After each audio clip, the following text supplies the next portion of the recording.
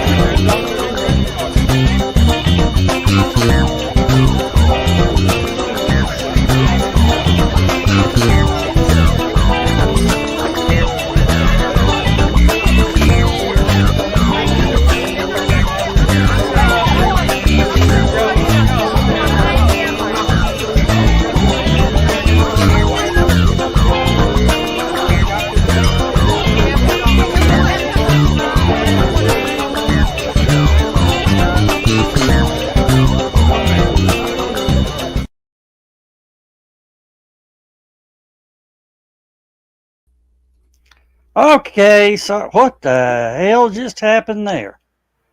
Is your share screen thing still on? Okay, there we go. Yeah. All right. Sorry about that. I was looking up some stuff real quick. Bitcoin has dropped to $999,000, down from $140,000 a month ago. Okay. Well, how much did you lose? Right now I am down $1.19. Oh, okay. I'm sure that hurts. Yeah. That's one less candy bar you're going to be able to buy at the Golden Pantry. Have you bought a damn candy bar at the Golden Pantry lately? Nope. Only candy bars I buy are the Cadbury chocolates for Lindsay, and I already know those are going to be expensive. So, Yeah. well, I got the pickup truck loaded up with all the convention stuff except for my books. What convention are you going to? Not going to one, have to take the stuff to the barn to stow it. Ah. Storage. I'm hoping that I can clear out um, one of the big plastic shelves that I bought from Ollie's and put it inside um, the Rubbermaid tool shed that's close to my barbecue grill, and put all my cast iron in there. Ah. Yep. Yeah, we downsized Halicon to plastic totes. It's It really organization's a lot better in the storage now. really, Lindsay keeps putting labels on things and then putting her stuff in a totally different tote from the one that has the label on it. Of course, now I'm finding out. See, we got those black and yellow totes. Mm-hmm. Now I found out. Now, do what? We got 3 different sizes of black and yellow totes. Yeah. Well, now I have found out that they now make red lids for them. So, of course, after I get all the totes I need, they get the ones with the red lids. That way we can separate convention from consuite. Exactly. That way we don't have to go, what's in this one? What's in this one? Look, and if it's a yellow lid, it's consuite. If it's red lid, it's convention gear. Yeah. we've got most of ours in transparent Sterilite totes. I've got my books in a solid gray one. It's the only solid gray one that we've got, so it doesn't get mixed up. I like the clear totes so you can see through them, but the problem is 2 or 3 years they go brittle and just shatter. Yeah. Yes. The clear ones kind of. Yes, Especially I know. Sterilite. Rubbermaid's not so bad, but Yeah, Sterilite or whatever they're called. Sterilite's kind of delicate. Yeah. Finest Chinesium known to man. Yep. Anyway, I've got, I think, 8 totes in the back of the truck right now. I slept late this morning and didn't really get my stuff together early enough to start taking stuff to the barn. It'll all be one trip. Managed to bring up maybe a dozen cardboard boxes full of stuff that's supposed to have been in the house the whole time. We've still got some things that we have to find, including coffee table books. Neither one of us knows where those are, but they've got to be in a cardboard box, a fruit box or whatever in the barn. Have to go through some of those and then get that back in the house, and we'll have just about everything back in the living room that had to be taken out for the contractors to replace the floor. Oh. And it's only taken 9 months. That's because the contractors took a 4 or 5 month break in the middle of doing the work. Yeah, well, I got some news that I heard today that on the shutdown that Mitch McConnell slipped in right at the tail, at the very end in small print and all that. Next year, THCA will be banned. That's going to hurt. That's the CBD oils, Mm-hmm. the CBD medications. All that'll be banned. And not a word has been said about it. Well, I saw something on Facebook where he had passed away. I'm going, that'd have been on the news. I'd have seen that. Oh, yeah.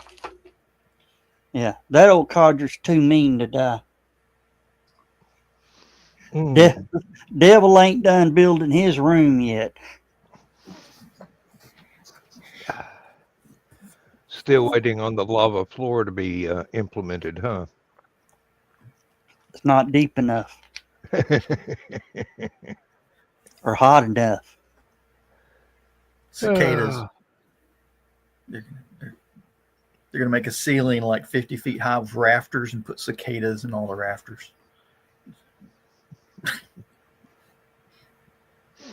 He couldn't hear it. He can't hear anything that doesn't apply to what he believes in.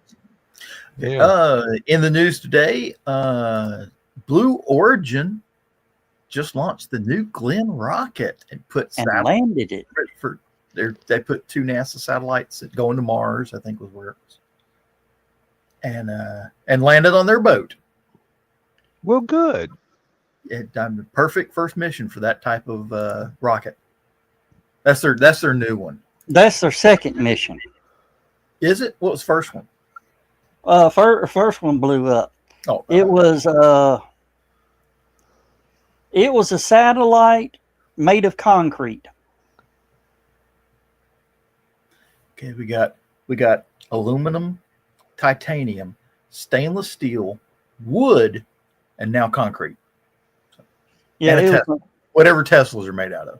Yeah, and it was It was what they call a mass simulator. It was the same weight as one of the biggest satellites ever launched. See, they should have one-upped Elon Musk by putting an Amazon delivery van in orbit.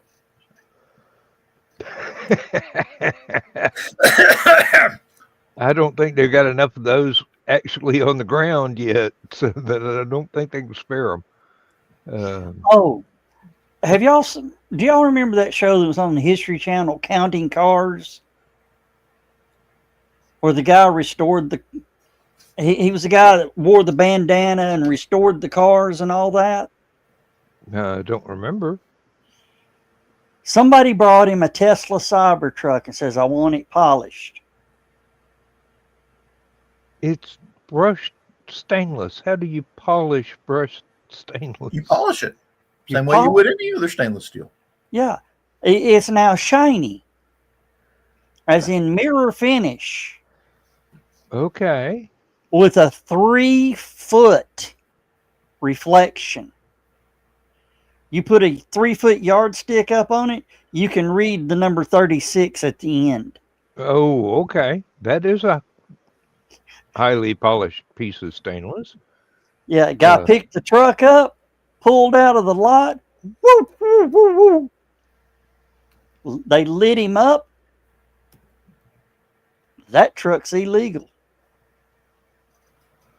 Too shiny? Too shiny. Oh. That's like the cops down here that chase people down because their windows are tinted too darkly. Yeah. No, he had to back it into the shop that did the work, and the only way the truck can leave the parking lot is on a trailer covered. But he can't take it down the road. It's got to be on a trailer covered. No, I mean, he can't drive it with it that shiny or he'll pull over again. Yeah. Meaning the only way it can leave, it has to be either in an enclosed trailer or a roll top or a flat trailer covered. That's Something else has to take it away. That's some weird shit there. I think I just have the guy that did the polishing undo the polish. Nah. Just put a wrap on it. Yeah, put a wrap on it. Oh, okay. I didn't realize that they made wraps for that. But if it stays polished, it cannot be driven. I mean, it can't be seen going down the road, even on a trailer. Weird. Yeah. Well, I have noticed we've got about 4, maybe 5 down here. Did you find it? In a 3-county area. I found one. There's several of them. But, no, that's it.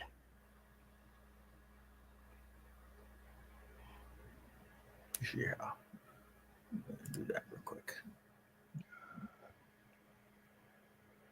Well, I still wouldn't mind having one, but I'm not going to pay that price for it. They're not as big as my Toyota Tacoma. They're not as big as my Toyota Corolla. Yeah, they're not a big pick. It shocked me the first time I was driving. I was driving down to Halicon past one, and I was like looking down at it, and I don't even have a tall Toyota. It's tall enough. Well, it's 4x4, but I don't have, lift kits or big tires or something like that. It's just I don't have them on my F-150 either. But Lindsay still needs a stepladder to get in. I've got a set of running boards that I need to install, but I'm thinking that's a summer job. Okay. Dan probably knows about this one. Have you ever heard of the Walkie Talkie Building? Oh yeah, the In one London. that's bent over and focuses sunlight on cars in the street and sets them on fire. That one, yes. It melted. Well, I don't know. It set them on fire, but it melted The rump covers. all the vinyl on several cars. What was it? One guy parked a Jaguar, I think it was, out there, and it just ate it. That's in England, isn't it? Yeah, it's in London. They had the same thing happen at the Disney Theater in Los Angeles. Was that okay? I knew there was another. There's one in Las Vegas. I think they did that with too. Yeah. It was melting the street.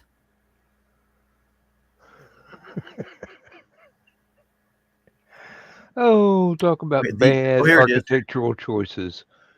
The walkie-talkie building is actually called 20 Fenchurch Street is the name of the building. It's a skyscraper in London. It's got that weird walkie-talkie look to it.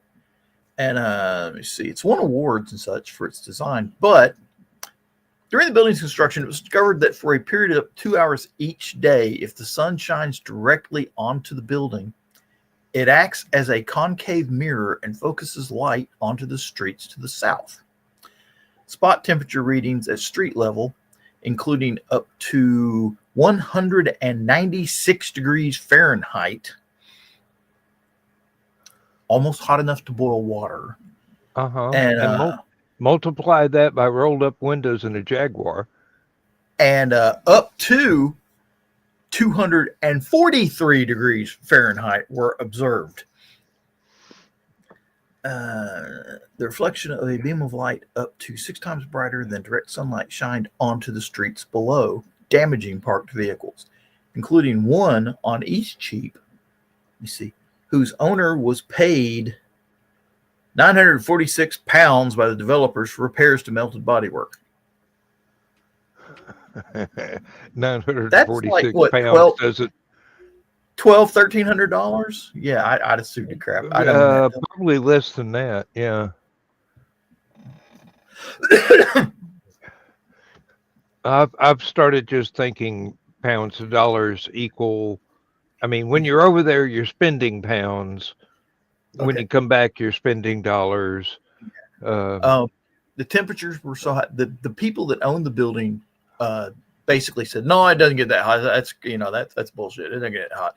So a reporter from City AM, Jim Waterston, went out there with a frying pan and an egg, set it down on the pavement in front of the building, and fried an egg while they watched from the windows above.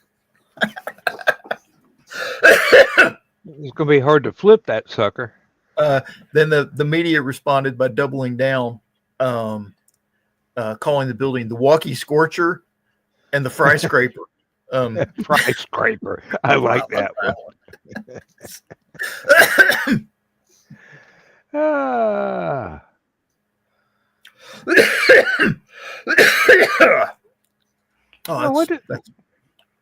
This is probably a question for Carl. What does it cost to get a ham radio license nowadays for a ham radio that would normally be installed in a vehicle? I think it's all the same. I think it's all the same license. It's just a matter of power. Yeah. I accidentally bought a ham radio thinking it was a CB to put in my truck. And now I've got a ham radio that I don't really have a need for. A ham radio license cost about $50, a $35 application fee, and paid to the FCC, and a $15 exam paid to the volunteer examiner organization that administers the test. Now, is this the same license that they required back in the 70s for CB radios? Because I've already got one. No. Different animal completely. Okay. Yeah. What kind of radio did you get? I'd have to go to the barn and look at it to tell you. Is It's it just some. It's just something that is about the size of a compact CB radio, well, and now, see, some of those radios will go into the CB band. well, I couldn't figure out how to make it work for anything except for um, truck drivers in Chattanooga. I could hear, but I couldn't talk to. Yeah, some people go in, they get like the Cobra 29 and they go in and do what they call split the chip, Yeah. and it gives you 40 below 1 and 40 above 40. Ah. And See, those are ham bands, but yeah, they sort of fucking sea beers. Yeah. You see, Places that teach you how to pass the test for free. Yeah. In 2022, the FCC began charging a congressionally mandated $35 administrative fee. I believe that's for issue and renewal, but I'm not sure. Okay. I was just thinking, with the solar power set up in the barn, I can plug this thing directly into the power bank and have a radio down there that isn't AM, FM, or CB. They have 3 different levels of licensing and classes for them. The first one is they don't do Morse code anymore. Yeah. Carl just said that. Let me see. Entry-level license, known as a technician's license, is the basic one. Complete a 35-question multiple-choice written examination. Let's see. License grants full operating privileges on all amateur bands above 30 megahertz and limited privileges in portions of the high-frequency bands. The mid-level, known as the general class, requires passage of the technician test as well as a 35-question multiple-choice general exam. I just asked Carl for a cheat sheet. Let's see. The top U.S. license class is amateur extra class. Let me see. The extra requires to pass the same test as general plus a 50-question multiple-choice theory exam. So you got to know how to bounce radio signals off the moon and such.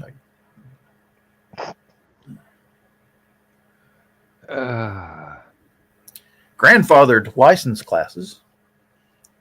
The novice class, the advanced class. I guess they don't call it that anymore. Volunteer examiners. And I think, I don't know if it's correct or not, but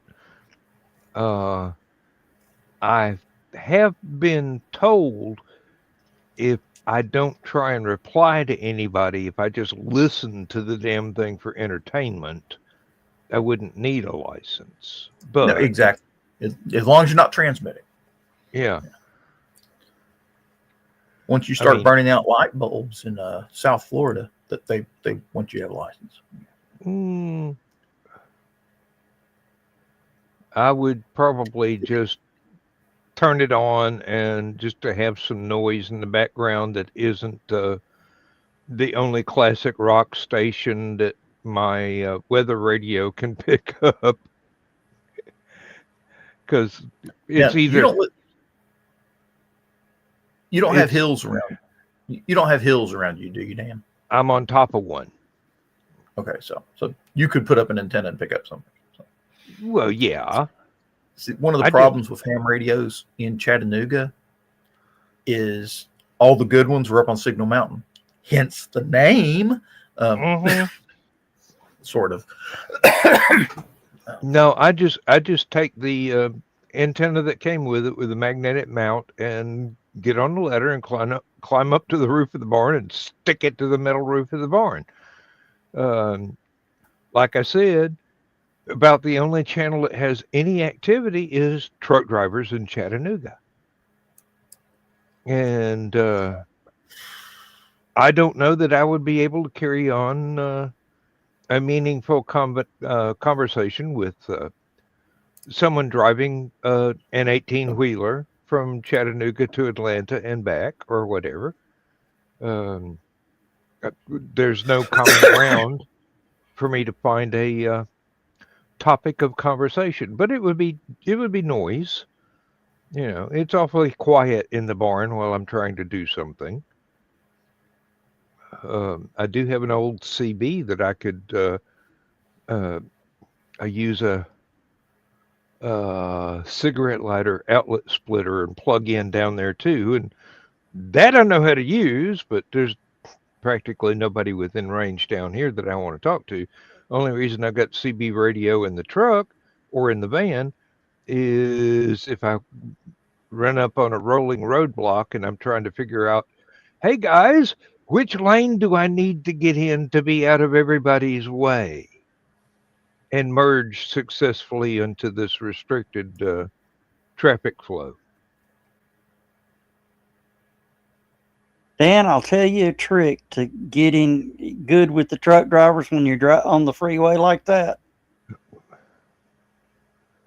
If you see one turn the turn signal on, back off, flash your lights, and then say, so-and-so, come on, I'm right behind you in the four-wheeler.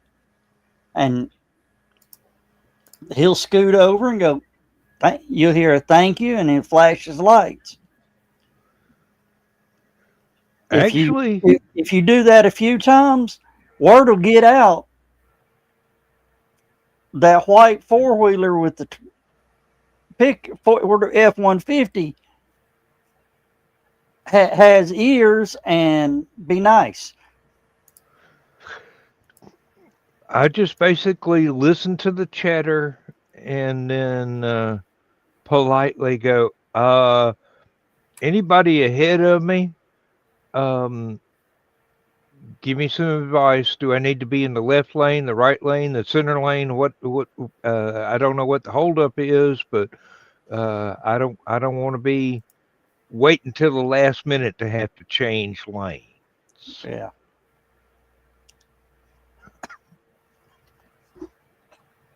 Well, I'll tell you what happened to me as I was headed down to Cartersville. That long straight right before Dalton. Yeah. I'm running the Google GPS, and it warns you when police activity or whatever. My Google chimed up and says, police activity reported ahead. I looked down and I was running about 90, so I backed her down to about 75 and got over into the center lane. About 10 seconds later, 5 brand new Cadillac Escalades, bumper to bumper, no tags, come past me. Well in excess of 100 miles an hour. So Elon going to a convention. I don't know who it was, but as I got up, as they went past that Georgia State Patrol, he never even looked at them. Of course not. He's not supposed to see them. So whoever was in that was somebody. Mm-hmm. You know, when you got 4 security vehicles rolling with you, it's somebody. That's like the time when somebody who thinks they're somebody. That's like the time when Billy Graham asked to drive the limo he was supposed to be riding in and got pulled over. They see, oh my God, yes, have a good day, sir. Go on your way. Cop goes back to his partner and goes, what was that all about? And I go, if Billy Graham is the chauffeur, it's got to be God in the back seat. And I ain't writing them a ticket. Oh dear. These stories. I mean, I know most of them are made up, but what the hell?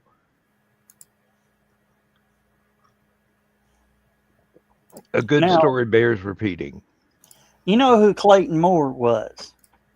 Yes, I do. Tonto to Toronto for squat. Oh Uh, this God. there was a DJ here in Chattanooga. This was one of his favorite stories to tell. He was in South Alabama doing a grocery store opening. And this was mid 70s. Oh So wow. you know what mid 70s FM DJs look like. Yeah. Long hair. What happened is Clayton Moore was there for the opening of the new grocery store. Wait, yeah. Excuse me, I got the identities mixed up. Now I remember. Yeah. Well, it came back after, everything was over. There was Clayton Moore still standing around. And they said, "Mr. Moore, what happened?" He goes, "I have no ride.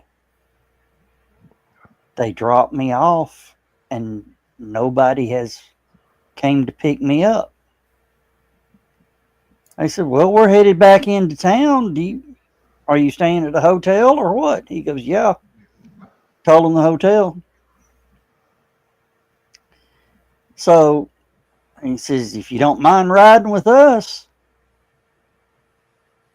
we'll give you a ride back, back to the hotel." On the way back, some guy saw the long-haired hippies, South Alabama long-haired hippies. You know how well that goes across. Uh-huh. Mid 70s. Gets to road raging against them. And, swerves in and hits on them. And then pulls over. Of course, they pull over. And he says, "We're going to get the police involved. You long-haired hippies you're going to pay for my truck." No, you hit us. Clayton Moore just sitting in the back seat, just sitting there. Police arrive. And, the guy tells his story. The DJs tell their story. Clayton Moore steps out of the car, walks up to the police officer. Police officer turns. He goes, "Officer, that man's lying." And they're looking, "No, I'm not. He goes, "Who are you going to believe? Me or him?" Lone Ranger strikes again. Yeah. And he was wearing the Foster Grants. Yeah. But yeah, that is a true story.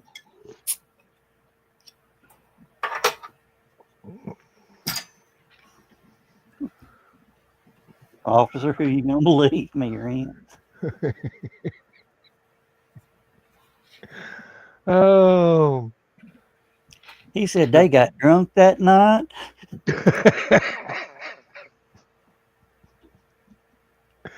Imagine so. That was something to celebrate right there. just that get out of the car, walk up, police officers go, "You're the Lone Ranger." Yes.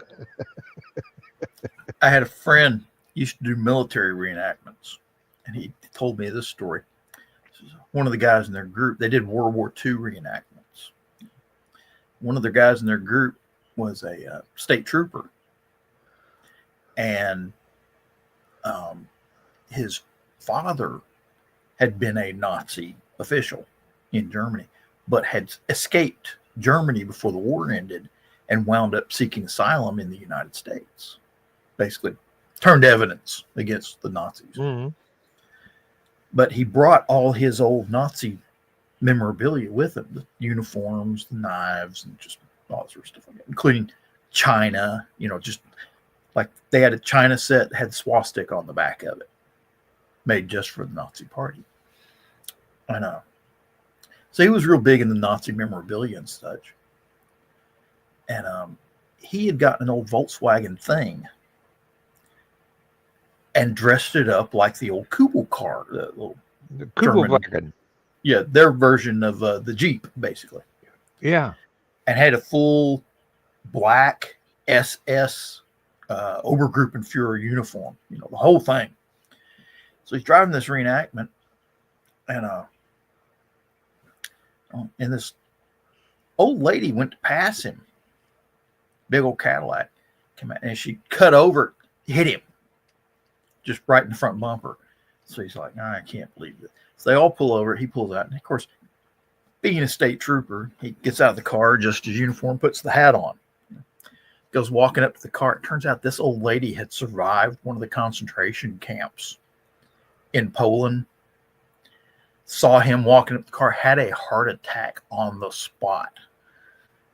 Just, I mean, and he's like, and he went back, got his radio, calls it in, and all sorts, and police show up. Of course, he's standing there and holding Nazi memorabilia, but he had called the ambulance, called all these people, and like she didn't do that much damage to his car, so he just left it alone after that.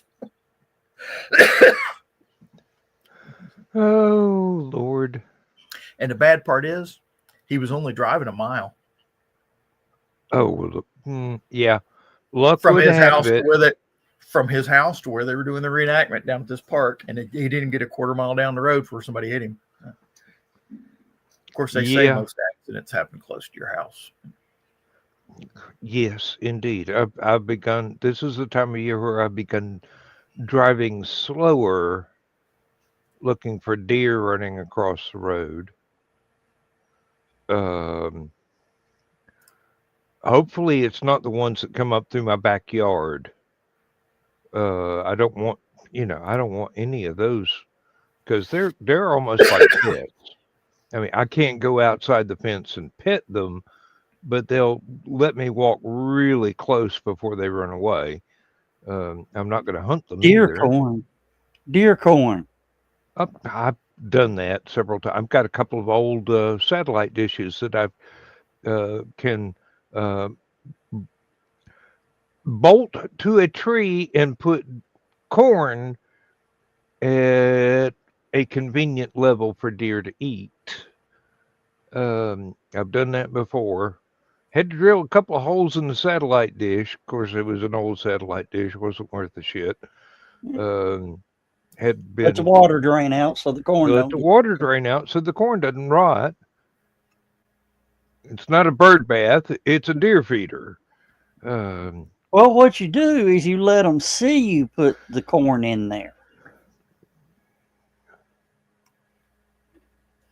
We may get a rocket launch. Really? Oh, let me do it. Okay, I'm suppressing about 3 smart-ass comments right now, so wouldn't even say them out loud in the green room.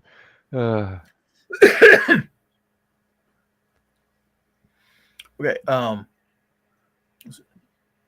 Land Rover, or no, I'm sorry, Range Rover. Sorry, Range Rover. Yeah, Range Rover was doing a commercial in China, and there's this famous stairway in Tiananmen province called Stairway to Heaven, ancient national monument kind of thing. And they drove this Range Rover all the way up there to the top of it, which, kind of miraculous. Well, they have apparently they did it for their customers in China. Well, a Chinese automaker, trying to show that his cars were as good as Range Rover, took one of their little SUVs up there and tried to recreate it. Did about $250,000 worth of damage to this national monument. I will put that on Stupid O'Clock real quick because it definitely rates stupid. Well, yeah, the the hazards of too much ego.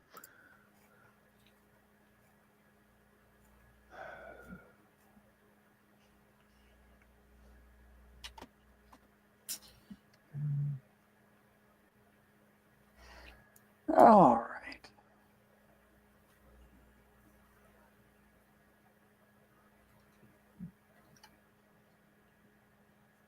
Carl, I understand CQ and QSL. What is a POTA? Position and time of acquisition?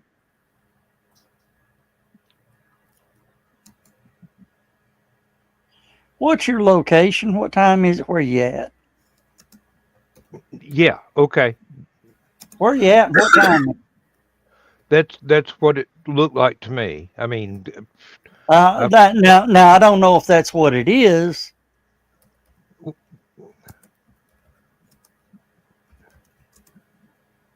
activation in a park.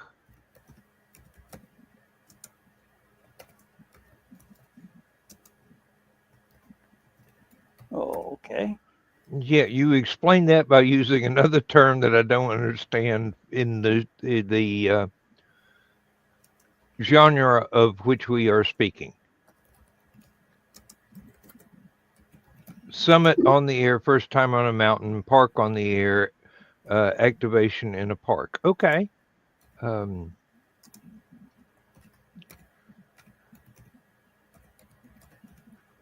Oh.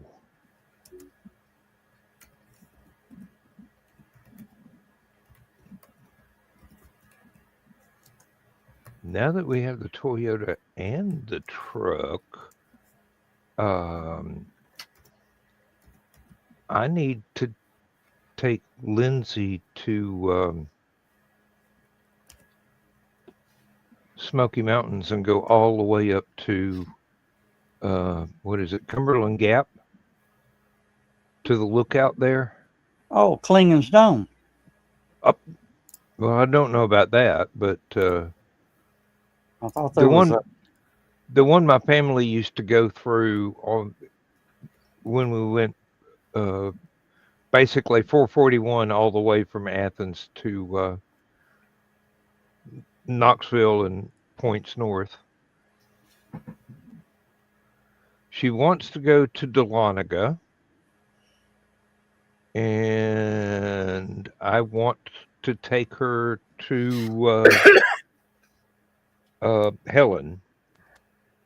It'll be two separate trips because there's too much to do in both. You can't do that in one day and do it justice.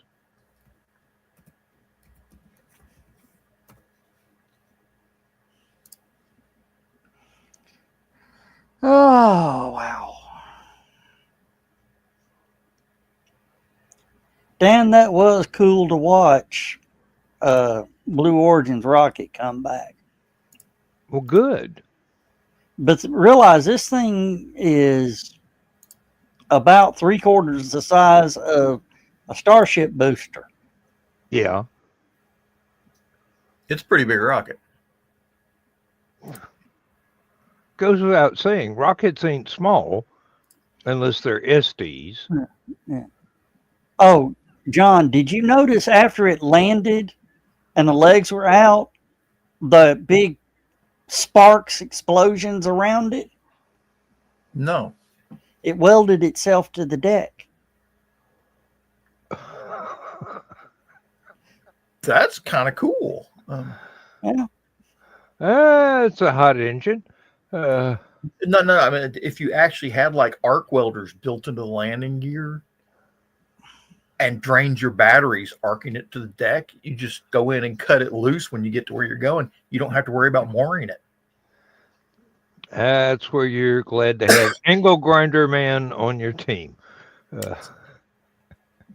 And Angle Grinder Man is an obscure comic book character. Well, he was actually a real character in England when they started using boots on cars. Oh, yes, yes. He would run around at night, and if you found you could, he left cards around. You could call him, and he'd show up and cut the boots off your car. And strangely enough, all those destroyed boots wound up at the recycling center. Yeah, I can imagine that. And now, of course, now they got them to where they're actually up against the tires, so you can't do that. Used to, they would just wrap around and hug it. Now they go up against the tire.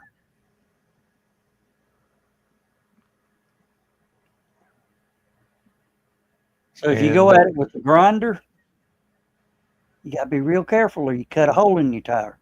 That's why they make spares. That's why they have sheet metal. You slip it in between the two. And of course, I saw one guy that's pretty cool. They put a boot on his car. So he went over, deflated the tire, and it broke the boot. And he just pulled out one of those little electric air pumps, pumped his tire back up, and broke away. It put enough force on the boot to break the lock.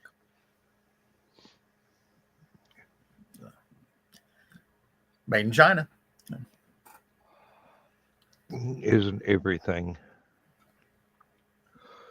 Well, we're supposed to get a $2,000 check by the end of the month because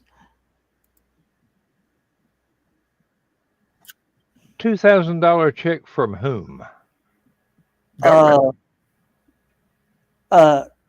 Tariff reimbursement.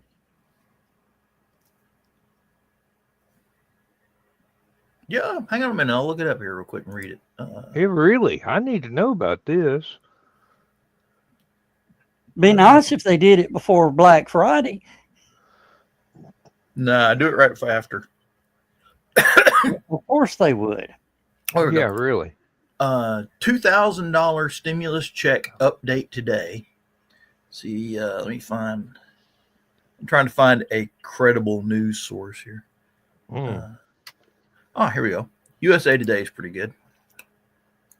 Let me see.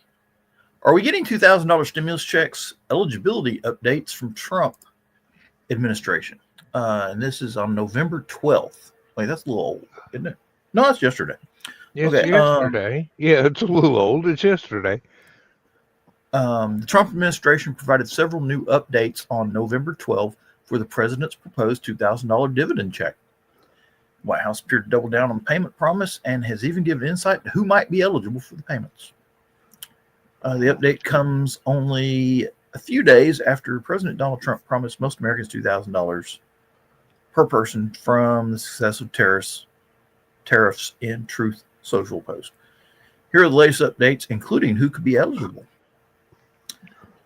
Trump remains committed to it. We're currently exploring all legal options to get that done.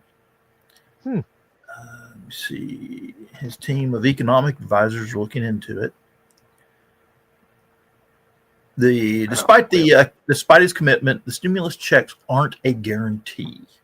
Such a proposal will likely need congressional approval. Well, that screws it, don't it? Let's see. All right, Dan.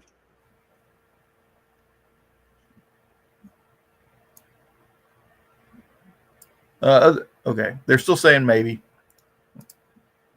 Oh, did we lose a Dan? Yeah, he had to go down the hallway. Beer recycling. Okay. So Hawaii does not naturally have mosquitoes. They've been imported. And it's going to be a real problem on the island. Yeah, because there's nothing to eat them. Yeah, exactly. Well, they got lots of birds, but so what they're doing is they're dropping hybrid mosquitoes that cannot breed.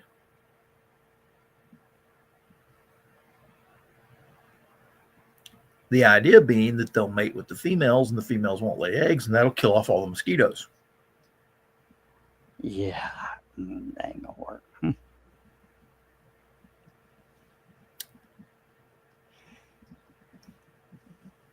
You ever heard about Operation Big Buzz and Operation Big Itch? No. Okay. I'm going to read this one because I cannot do it justice. Let me see. Yeah, well, while you're looking that up, my Facebook group, the HHR group, guy asked a question of, I'm starting to get electrical issues. What's the best way to track them down? My response, 5-inch howitzer. Solves most of the electrical issues. Okay. Operation Big Buzz was a U.S. military etymological warfare field test conducted in 1955 on Savannah, Georgia. Predominantly in the Black Carver Village neighborhood. The test involved dispersing over 300,000 mosquitoes from aircraft and through ground dispersal methods. That's right. Your tax dollars paid to put more mosquitoes into Georgia. Let me see here. Oh, dear. Operation Big Buzz occurred in June of 1955 in the U.S. state of Georgia. It was a field test designed to determine the feasibility of producing, storing, and loading into munitions and dispersing from aircraft the yellow fever mosquito, though these were not effective in the test. The second goal of the operation was to determine whether the mosquitoes would survive their dispersal and seek meals on the ground. See, about 330,000 uninfected mosquitoes were dropped from aircraft in E-14 bombs, it's a type of bug bomb, and dispersed from the ground in Savannah, Georgia's predominantly Black Carver Village neighborhood. In total, about 1 million female mosquitoes were bred for the testing. Remaining mosquitoes were used in munitions loading and storage test. Those mosquitoes that were air dispersed were dropped from airplanes 300 feet above the ground, spreading out on their own and due to the wind. Let's see. Results of the test. Mosquitoes were collected as far away as 2,000 feet from the release site. They were also active in seeking blood meals from humans and guinea pigs. Strange enough, they had a bunch of traps for them, too, that ran on dry ice. Let's see. Your tax dollars at work. Yep. I'm curious as to what brainiac thought about dropping mosquitoes in Southwest Georgia. They were probably testing breeding malaria. But why Southwest Georgia? Mosquitoes and then dropping them on enemy soldiers. But why didn't they test it in Arizona? Someplace that doesn't naturally have mosquitoes, so that you could judge the results. Because the mosquitoes had a better chance of survival in Savannah over Arizona, yeah. No. That'd be like trying to test a new water bottle in Death Valley. Wait a minute. In Savannah, people are used to it. They're used to it. Arizona are like, what the hell is this? Well, it's one, they need water to breed. There's water in Arizona. Not much. Not Some of the much. biggest rivers in the country. Yeah, but mosquitoes don't breed in running water. They breed in stagnant or like the Okefenokee Swamp. There's your best answer. Much John. closer to Cuba. Okay. And this happened in the mid-50s. 55. So that kind of no, wait, we were friends with Cuba then. I think they saw the writing on the wall. Okay. Now, Operation Big Itch, they did the same thing, but they did it with fleas. And at least this one they did out at Dugway Proving Ground, which is where they do biological and chemical warfare experiments. It's about 85 miles southwest of Salt Lake City, Utah. You know where that is, don't you? No. Yeah. You know why? The middle of frickin' nowhere. It's the Point Nemo of the United States of America. It's out near Thesis and Foxy, actually. Not real near, but, same state. Oh, there's a big ammo dump that got closed a few years back, couple of decades back, and they've been selling the property off to individuals. You can buy an old ammo bunker and live in it, refit it, whatever the heck you want to do with it. And they've actually got it's a gated community now of people that live in these bunkers. And when they were first putting it up for sale, they showed a picture of the bunkers, and they had to go back and retract the pictures, because the pictures they showed were of Dugway proving grounds where the chemical and biological testing was going on, which is not a bunker you want to live in. Trust me. No. Not if you're fond of breathing. You know, they've got a bunch of bunkers here in Chattanooga at the TNT plant. Of course, most of them are temporary. They weren't really designed for any long-term storage. Weren't designed for long-term storage. Have you heard the story? They found one out there that still was locked. So, city goes out, cuts the lock off, opens it up. Damn thing's packed full of TNT. Oh, please don't tell me they used a torch to cut the lock off when it's packed with TNT. Well, they used a grinder. Well, that's marginally better. But yeah. They instantly called the army and says, "Hey, y'all need to get out here." We found something that belongs to y'all. Come and get it.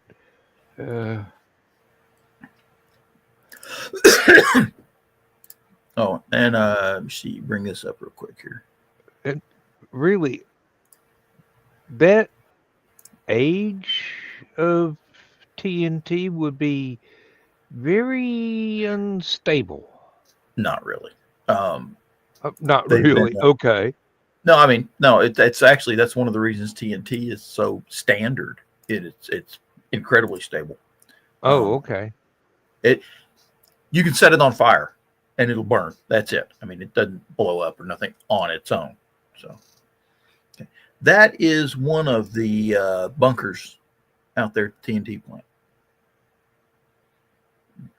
And you notice it's got you can see a light through it. I don't know. Hang on a minute. Let me. Oh.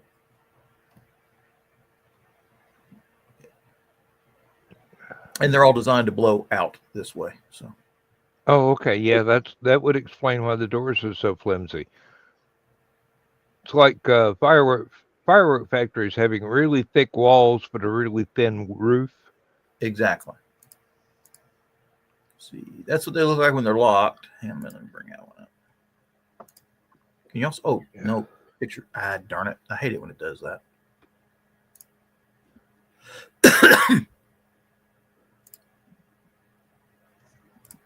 See, that. Okay. That's what they look like with the doors closed. Yeah. Yeah, the one they found was grown up, had trees up to it and everything. They had to go through a few of them out there, and where are we at? Oh, there we are. Do that one. There we go.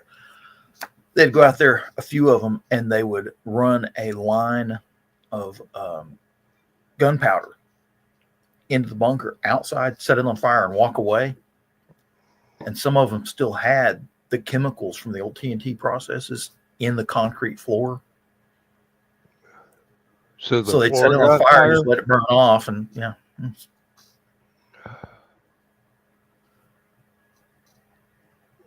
See, yeah, Carlson. There you go. Castro took over in 59. Yeah, who's well? There was Korea. From what I understand, Korea is excellent mosquito country.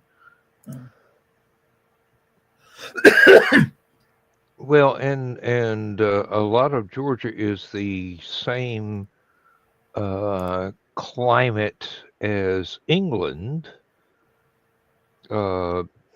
Rain, humidity, A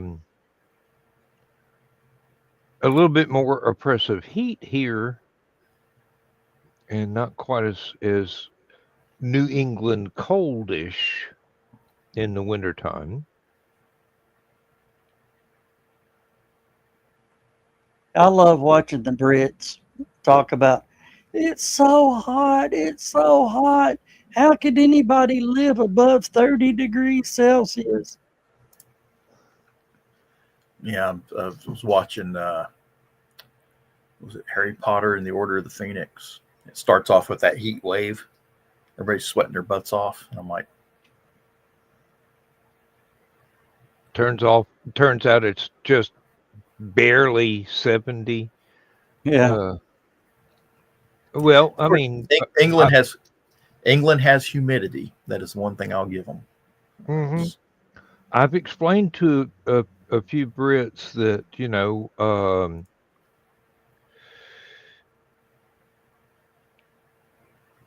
half the boiling point of water is 50 degrees on Celsius. That's what it's like living here. They don't understand Fahrenheit below zero either. And I go, well, what? Zero equals 32 Fahrenheit. Minus 40 Fahrenheit equals minus 40 centigrade. That's where the two different measuring systems cross over. We're 1 minute away, or a minute and a half. So who's launching what? ULA sending up a Viasat. Oh, okay. For today's live coverage of ULA's Atlas V launch of In theory, they're sending At up. this time, the team is not working any issues, and we are proceeding towards liftoff at 10:04 p.m. Eastern. 10,000 slot. They do have pretty rockets. Yeah. They make nice sculptures in the rocket garden. 1 minute. Yeah. Rock report range status. Range green. Not the green room. Not the green room.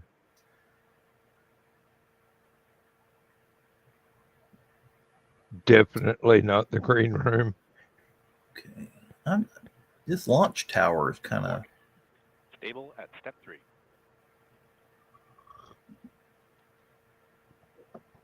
Night launches are always pretty. I hope it doesn't blow up because that would spoil it. Verify ECS reduced for launch.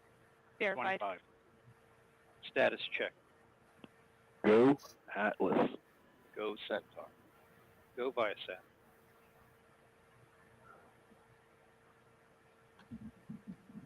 T minus 10, 10, 9, 9, 8, 7, 6, 5, 4, 3. Russian rockets. We have ignition. 2, 1, and liftoff of the United Launch Alliance Atlas V rocket. Oh, that one carrying jumped off the Viasat pad, 3 didn't it? Flight 2, adding Well, I unprecedented mean, how much capacity is to it Viasat's global carrying? It's multi-orbit not like it was a Saturn V. Atlas is switching over to close loop. Well, I'm going to tell you that one Blue Origin launched today. I was about to go, okay, you're going to do a power slide before you go up. Mile altitude. And your parameters continue to look healthy. Let's see, 6 boosters, Potato roll 4 or program, 6. Body weight return to 0. 5. Mach 1. Atlas is now supersonic. Hydraulics continue to look good. And your parameters stable. Mach 1 and that length of time? Woo. Yeah. You are hearing Max Q. Daniel Maximum Brunson, dynamic pressure. providing launch vehicle ascent data. Vehicle's throttling back up to near full power. Passing 3 miles downrange. Approaching 8 miles in altitude. 3 miles in a minute. Yeah. Body rates continue to look nominal. I know rednecks that would be envious right now. Passing 7 miles downrange. Vehicle's beginning to throttle down in preparation for SOB burnout. Nominal. At this point in flight, vehicle is now half of its original liftoff weight. Can y'all hear that? Yeah, Slightly. barely. But Is yeah. that now that's one of the Is that the Atlas or is that the Centaur? That's the Atlas. Centaur's the upper And stage. we have good indication of burnout on all 5 SRBs. Oh, the Vulcan's the Fire new back one. up to full power. Yeah. Passing 30 miles downrange, 28 miles in altitude. And good indication of SRB jettison. 30 miles in 2 minutes. Yeah. Body rates continue to look healthy. And your parameters looking good. We just heard confirmation of solid rocket booster jettison. These additional motors augmented the thrust at liftoff to give the Atlas V rocket an extra boost to reach geosynchronous transfer orbit. And another 20 miles an hour, and it'll Jettison equal of the payload fairing. Let's listen in. traffic speed on 30 miles 285. downrange, traveling at 5,000 miles per hour.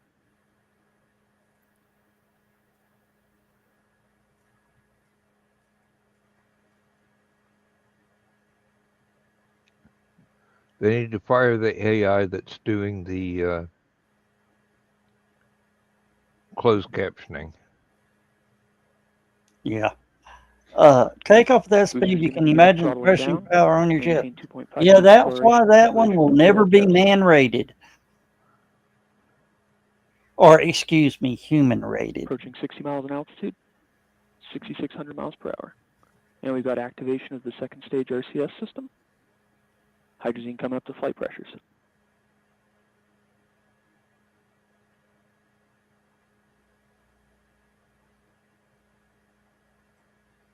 Damn, they're going almost as fast as you do going up and down the highway, Joe Dog. Yeah. And good indication of PLF separation. Oop, yep, saw Flight the commentator fairings. Daniel Brunson just And caught out CFO. confirmation of payload fairing jettison. The It's payload just fairing, jettison commonly referred fairing, to by many experts and across it's the still industry under the as the booster. pointy end of the rocket, serves to protect the spacecraft from those harsh acoustics and aerodynamic forces as it's ascending through the thicker parts of our atmosphere. Absolutely, and the payload fairing also helps protect from thermal environments and contamination environments as well. Up next, we'll hear callouts for cutoff of the Atlas first stage engine and separation of the booster stage, followed by ignition of ULA Centaur's second stage engine. Let's listen in as we approach these milestones. Do they try and recover those fairings? Nope. Oh, okay. Elon's the only one that recovers the fairings. Well, I mean, seriously. Hiya, Chris. And we've completed boost stage chill down.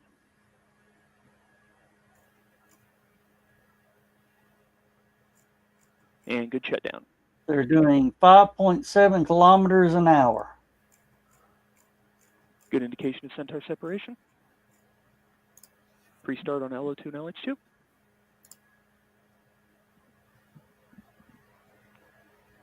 Ignition. And full thrust. This is Atlas Centaur's Mission enabled Control steering. at T plus 4 minutes and Ooh. 52 seconds. You can just We just heard barely flight see the commentator Daniel engine Brunson glow. confirm the successful completion of the early milestones Right in today's now. flight, and all systems Right continue now, to yeah. operate nominally. We have about 6.5 minutes until we reach our next mission event, shutdown of Centaur's main engine. We'll return with mission commentary as we get closer to that next milestone.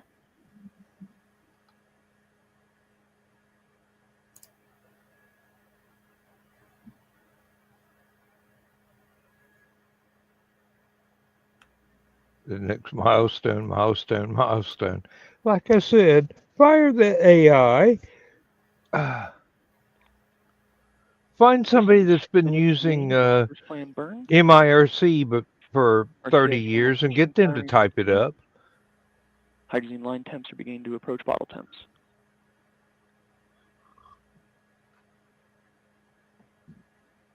Yeah, I'll make it go away, Dan.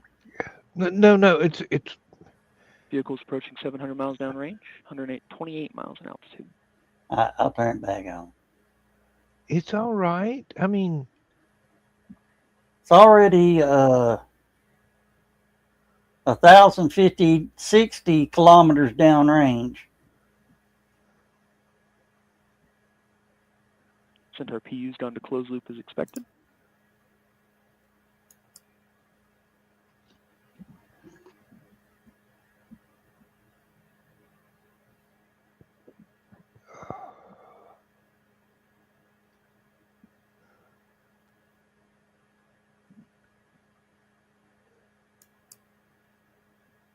Mm. There's a little island it's flying by. There you go. Now you can see it heat up.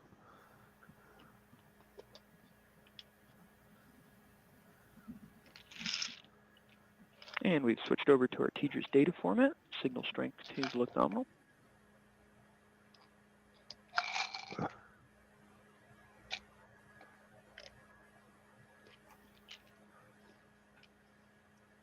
This is interesting.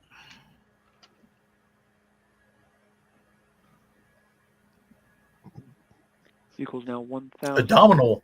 miles downrange, continuing right down the center of the range track. You should hear my wife talk about the AI generated closed captioning on some of the shows that she watches. No, I mean, it's like, I'm British. I know how to speak British. I can do this. Give me a job. Engine parameters continue to look healthy. Body rate's looking nominal. I'm fixing to get in trouble here. When have you not been in trouble? You guys want to know why women like watching Netflix and all those TV shows with the closed caption on?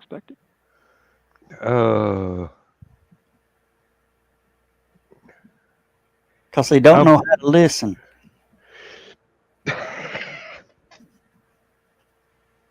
Lindsay does it because she's deaf. And hydrazine line temps have converged with bottle temps. Her family has been 3 minutes remain in the genetically 3 minutes from the May 1st burn. they have hearing impairment going back a long time, several generations in their genetic code. So she just can't hear anything. She can't even hear me talk, 145 miles which I take advantage of from time to time. Look healthy.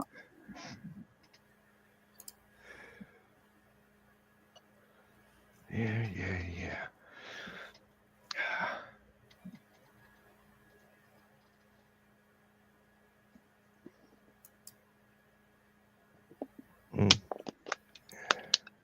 All right, shut your engine off so we can go back to our show.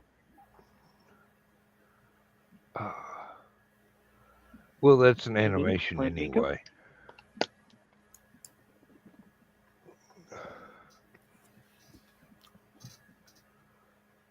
AI. All AI. I could have sworn it said Miko and not Momo. Well, I like 3 minutes to the May 1st burn. May 1st, yeah.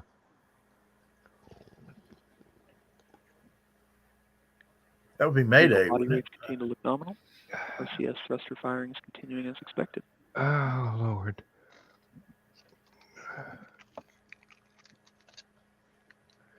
Passing 1,800 miles downrange. 1,800 miles in 10 minutes. That's hauling mail, ain't it? Mm-hmm. 1 minute to plan Miko. All right, I can't wait to see what it says here.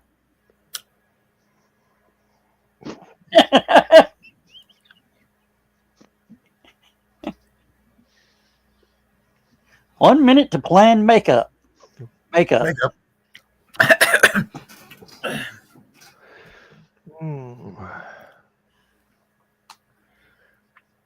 They got to fix that shit before we go to Mars. Otherwise, it's just going to be another Mel Brooks movie. 30 seconds. Yeah. You know, I was about to say, I don't know if AI will ever take over the world, but it might put a bunch of comedians out of business.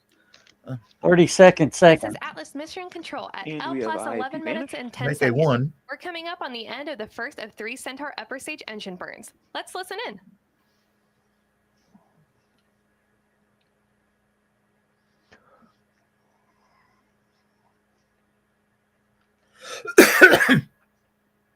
And Miko 1. Good shutdown. Settling has gone to 4S mode. Vehicle's begun turning to our second burn attitude. All of the parameters look healthy. This will be a 10-minute coast for our second burn. We've just heard confirmation of the successful first burn. Our next event is the second of 3 main engine starts at L plus 21 minutes and 30 seconds. All right, we're going to drop out of that.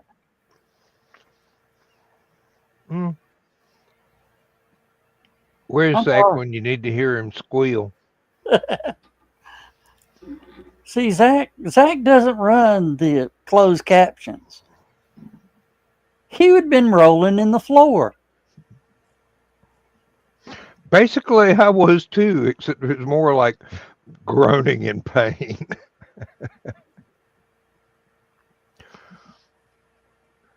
Oh, Lord.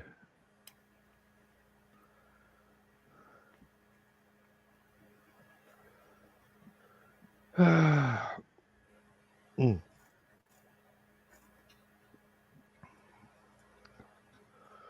hope that painkiller kicks in soon. My neck feels like Dawn's been welding on it, trying to clone her own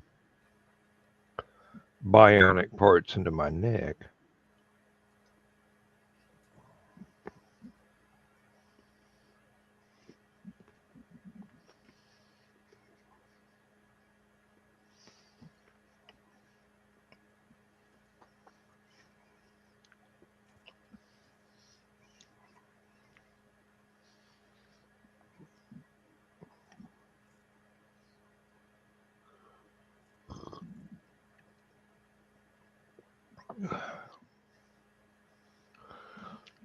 See, we were talking earlier about the mosquito thing and what wars we would have been in around 55.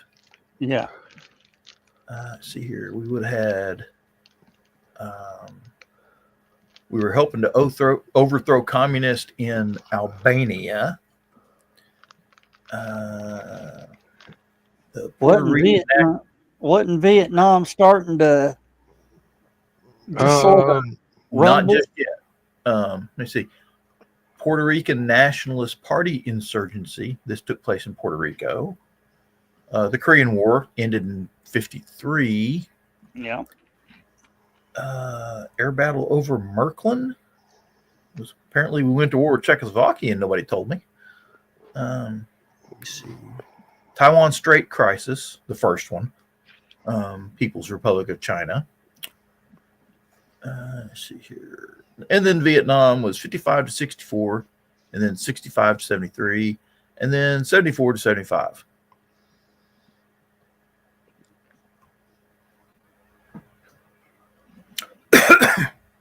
See, why did they split it up like that? I mean, the different parts of it. 55 to 64 was advisors. French. Yeah, the French and the advisors. Yeah. 65 to 73 was the build-up, and then 74 to 75 was the pullout. And then let's see, the Promista Rebellion. The only war we lost. We didn't lose. We just stopped playing. See, Lebanon crisis in 58, the first Lebanon crisis. The second Taiwan. I doubt it was the first one. I think that went back about 10,000 years. But the second Taiwan Strait crisis in 58. Again, China acting an ass. And then, of course, Carl's got a good one.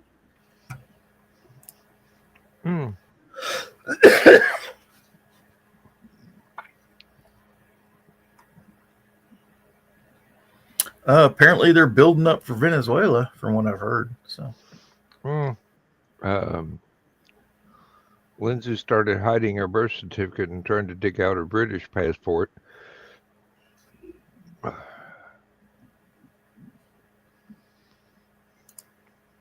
Is she's an American citizen now, correct? Has been for almost half a century. That's all she's got to do is pull out her. Yeah. But there's still people that want her original birth certificate. even though it's the size of a blanket and written in Spanish calligraphy.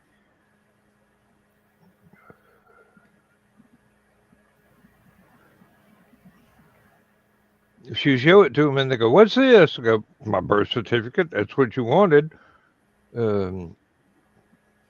Here's my passport. Here's my citizenship papers. Here's my other passport, and here's my other passport."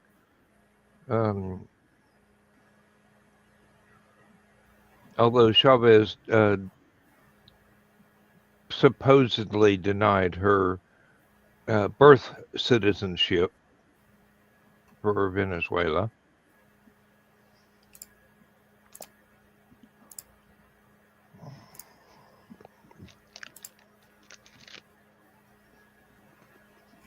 I think we're closer to World War III now than we've ever been.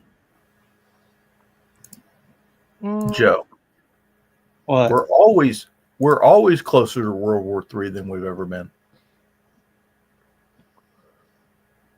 Now we're a little bit more closer. Chris, I agree with you. Her dad was a British hero from. Uh-oh.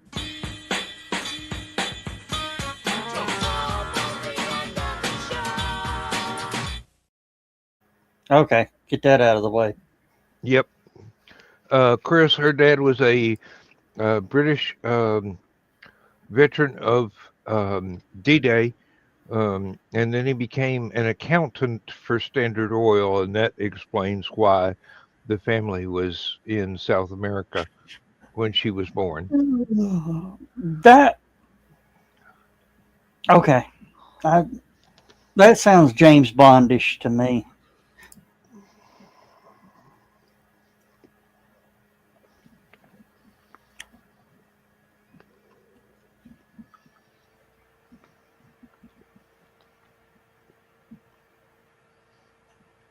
Dan's not saying a word. No, I was just thinking while I was trying to chew this Oreo. Leslie's autobiography begins with the words, "I love the Yanks. They didn't shoot me."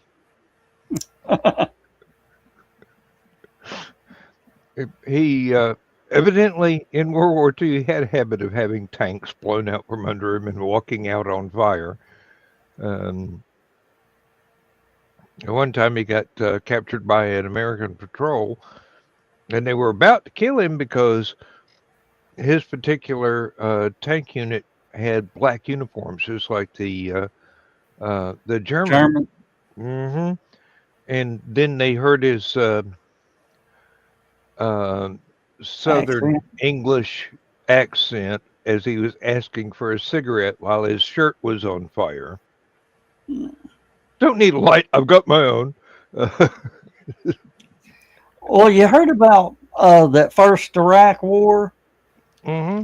This guy, he was from America, but went to visit family in Iraq when the war broke out, and he was conscripted. Yeah. Read the script. And Shanghai. have to fight,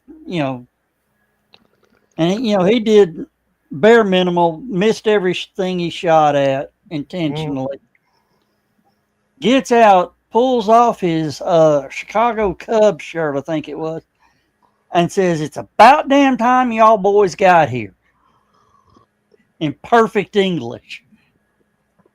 Well, if he said y'all, it wasn't perfect. Yeah. It's perfect enough for me. I mean, I do speak 4 languages: Southern, Redneck, American, and formal English. I can even do the spelling corrections.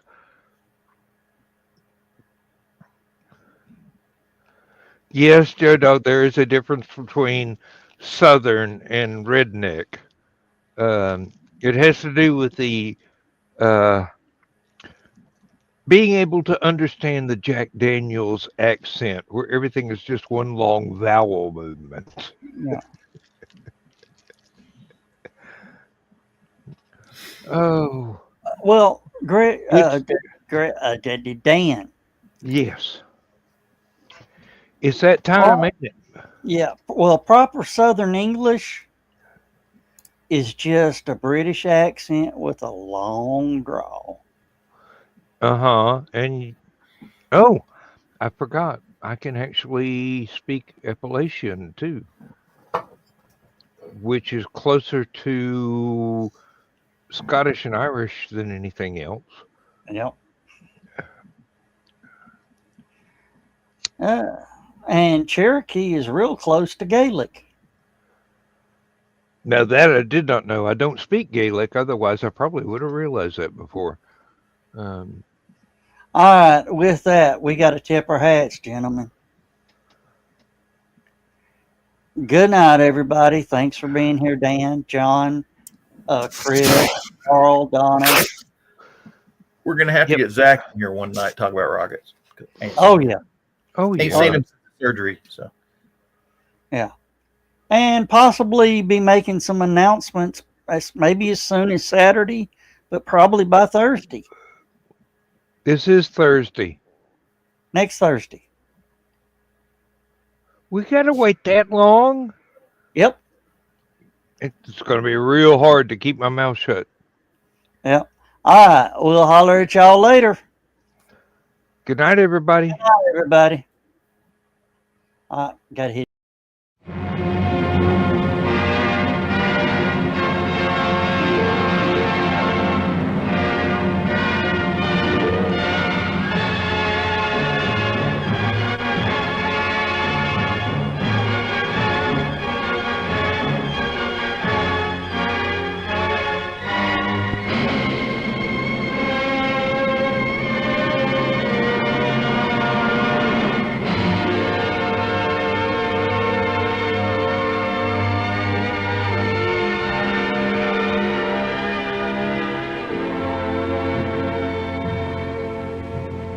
I have slept the surly bonds of earth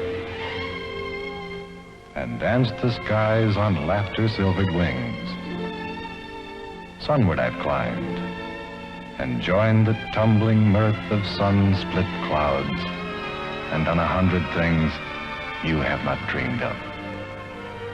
Wheeled and soared and swung high in the sunlit silence. Hovering there, I've chased the shouting wind along and flung my eager craft through footless halls of air. Up, up the long, delirious, burning blue, I've topped the windswept heights with easy grace, when never lark nor even eagle flew. And while with silent, lifting mind, I've trod the high, untrespassed sanctity of space, put out my hand and touched the face of God.